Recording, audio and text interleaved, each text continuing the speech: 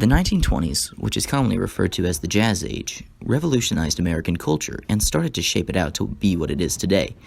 Many of the things you see nowadays most likely would not be here if it weren't for the people of the 20s. Things like modern music and dancing are only here because of the change that took place then. The same could also be said for why our society is more accepting of homosexuality and is less racist and misogynistic. Music has always been a large factor in cultures, and this showed itself exponentially in the 20s. Before jazz rose to popularity, sheet music and music hall type stuff is all that you heard at parties or on the radio, which was invented just before the 20s. In addition to the classical music being played, patriotic and military band type music started to become popular, but the trend started to die out when jazz came into the scene.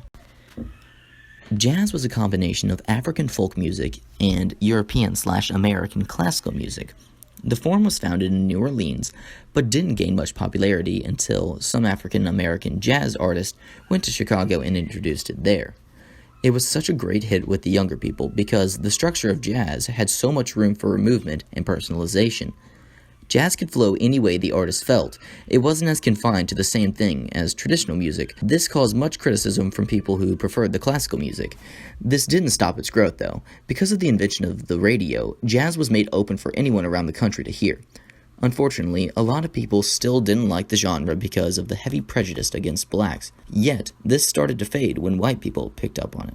Jazz and today's music, like pop, are very different, but some aspects, like how it's structured so flexibly, show how they're somewhat linked. And if it wasn't for the criticism taken by jazz in the 1920s, music with this structure would never have become as mainstream as it did. With the change of music in the 1920s, there also came a difference in dance. Most people would associate the dances done before the 20s as more classical. Women mostly wore hoop skirts, so dances like the waltz were very popular. Another common thing to see in the ballroom at this time was the scotchie, which was a dance with European origins, and appears to have a very classical style. And this all pretty much totally stopped when the 20s hit. A lot of change started in America in the 20s. Women's clothes changed tremendously. They went from wearing big hoop skirts to these dresses that were loose and short. The new style made it easier for more fast-paced dancing with lots of wide motions. Some of the most popular dance moves at the time were the Charleston, the Foxtrot, and the Black Bottom. These were all about shimmying, kicking, and swinging. The new dances were looked heavily down upon by the older generations, who deemed them inappropriate.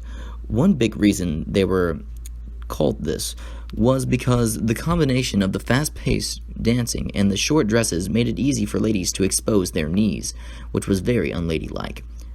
Many of the couple dances featured at that time had a good amount of inappropriate touching, and that just added to the criticism the younger people took. Today's style of dancing has changed a lot since the 20s, but a lot of aspects of it you see are allowed and really only socially accepted because of the jazz age. A good deal of the newer dances are very fast-paced and there's a lot of movement.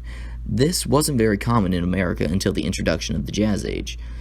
Obviously, we didn't go from the Charleston to the whip and nae-nae but it's easy to see that if it wasn't for the jazz age and the changes of dance, we would never have gotten to where we are now. In the 20s, it was still very mainstream to be racist and segregation was all over the place. But when black artists started playing jazz, the prejudice started to slowly slip away. The African Americans obviously weren't fully accepted in the 20s. They had separate jazz bars, separate radio stations, etc. And there was still a clear barrier between the whites and blacks. But there were some skilled enough black musicians that were able to play at white-only jazz clubs. Some people like that were Louis Armstrong, a trumpet player and singer, and Duke Ellington. He was a band leader and pianist. These men were influential in breaking the barrier of racism in America. Women's independence was a new concept in the 20s. A lot of men at this time period were quite misogynistic. When the new feminists began to receive more and more freedom, they started exercising this into its fullest. They started drinking and smoking. It wasn't very uncommon for ladies to be in revealing clothing. They partied and danced, showing off way more than they should have. The older generation did not approve of this behavior, but the young women, who were also called flappers at this time, did not care and just kept doing it. Women started becoming more respected as humans as the years went on, and now men and women are viewed as equal in America. This is greatly due to the movement that started in the Jazz Age. The culture that the Jazz Age brought opened up acceptance towards people being more sexual, for both straight and gays. A common place for people like this to go was a speakeasy. Speakeasies were hidden clubs where people of all races, genders, and sexualities went for music, dancing, and alcohol, which was illegal at this time due to the 18th Amendment, but this came to commonly be known as the Prohibition. This amendment illegalized possession, the sale, and the making of alcohol. So, speakeasies were a linking point for all peoples to have fun and to do illegal things.